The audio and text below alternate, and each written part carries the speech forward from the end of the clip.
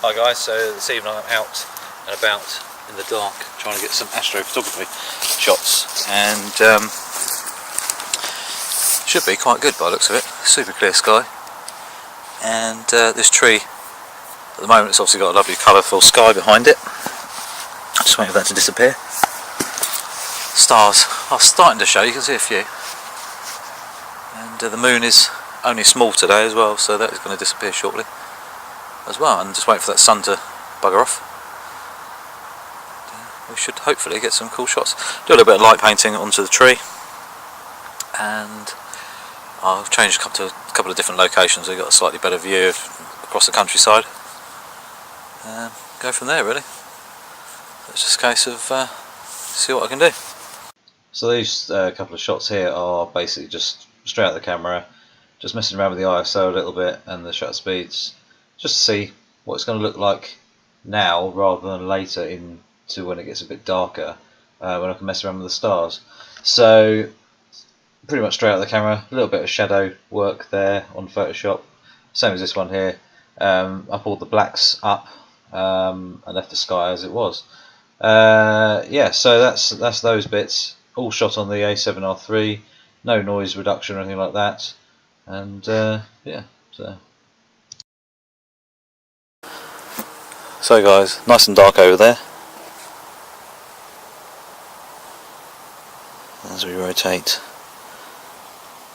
there's the moon, there's the light pollution from the sun still, just hanging on very, very slightly. That's some nice silhouettes, as you can see. To the darkness again.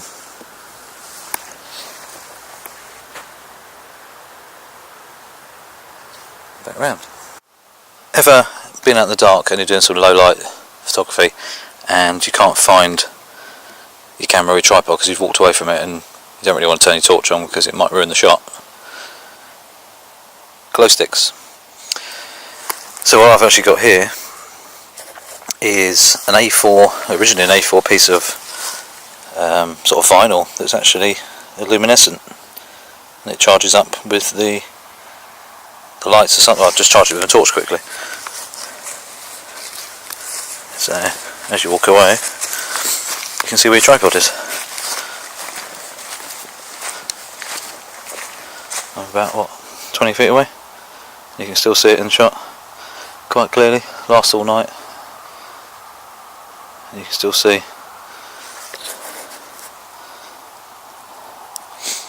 So you look around and think, oh shit, where'd I put my camera? Oh, there it is.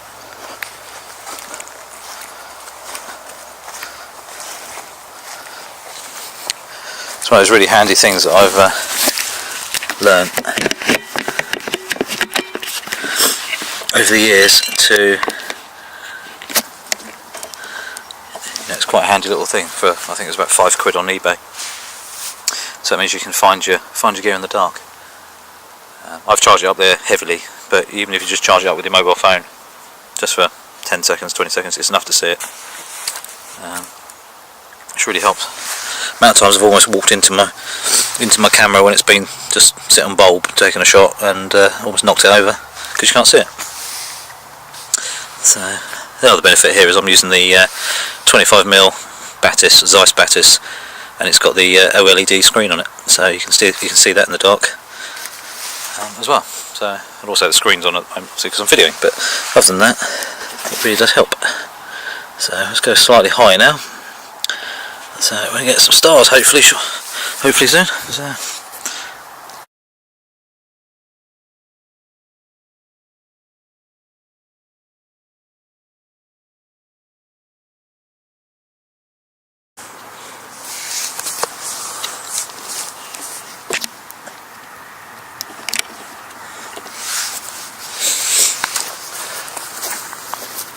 Right guys, so what I did was for this shot was camera on bulb and f2 I think I had, ISO 100, pre-focused on the tree, and then I just walked down to the left hand side, lit the tree up, left down.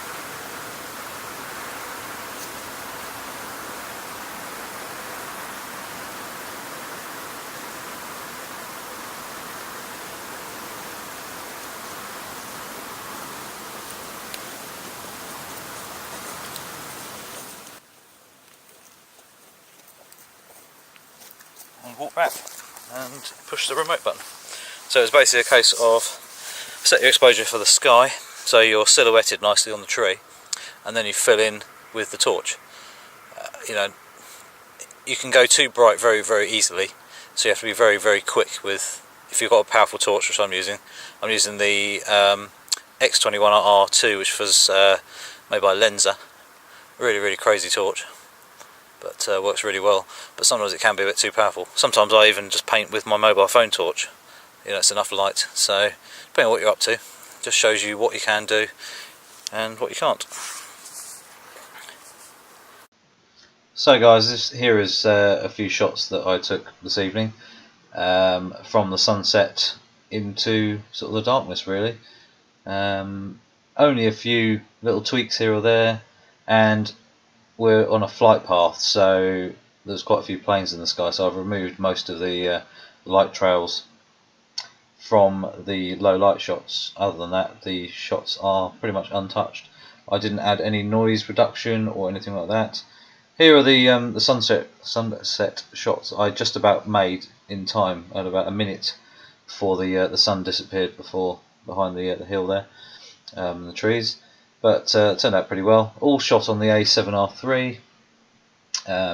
These are on the Samyang 35mm f1.4, the sunset shots. You know, really, really cool. The dynamic range on the A7riii is ridiculous.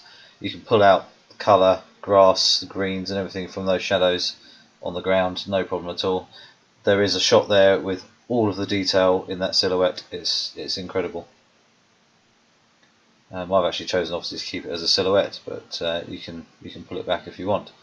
This is straight out of the camera. The light was on there at the stables. You can see a horse's head out the stable there, and just a little bit of light and the stars. I just thought it was quite cool.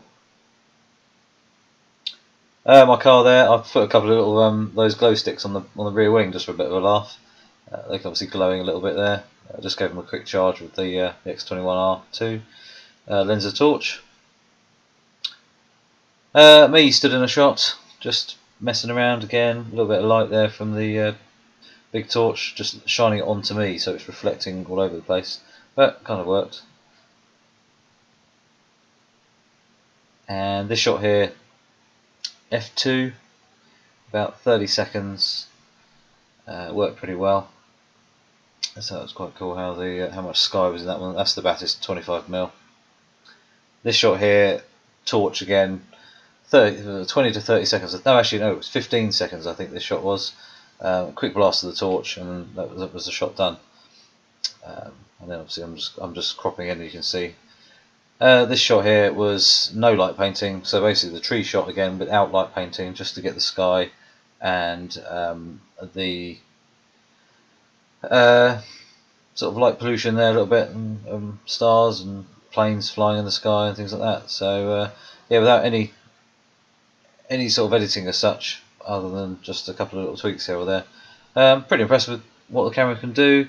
Like I say, I haven't really messed around with it much since I bought it really, but I've been using the RX10 Mark IV quite a bit, and yeah, so pretty impressed with how it works. I mean, even the video, you can see that I've shot through this video in the dark. That was ISO 25600, I think, or 400, 4K video, so it worked really, really well. And that's another video, guys. So hopefully that was some kind of interest. And obviously the light painting thing is a lot of hit and miss. You do have to experiment yourself. So a lot of the time I was shooting on bulb or a 30-second timer or 15-second timer, just so you can get a little bit of light wherever you want it. But you've only got to have the light on, depending on the power of it, for a very short period of time, and quite often I've overpowered the actual light, the light itself, which obviously the exposure is blown out a little bit. So you kind of learn from it, and that's the benefit of the digital compared to the old days when we used to do it with film, and you had no idea at all. So you take 10 shots in the complete darkness, mess around with lights, and maybe get one okay shot. Obviously now you can mess around and actually preview every single shot you take and learn from that moment to improve each shot. So I mean, I think I took about 4 or 5 of the tree in total with the lights, and also the hardest one actually was the looking down the path with the trees on the left hand side was the hardest shot to get right, with not too much light glare and things like that. So anyway guys, please subscribe and click the notification bell, and also share it with your friends, and keep watching. Okay, cheers.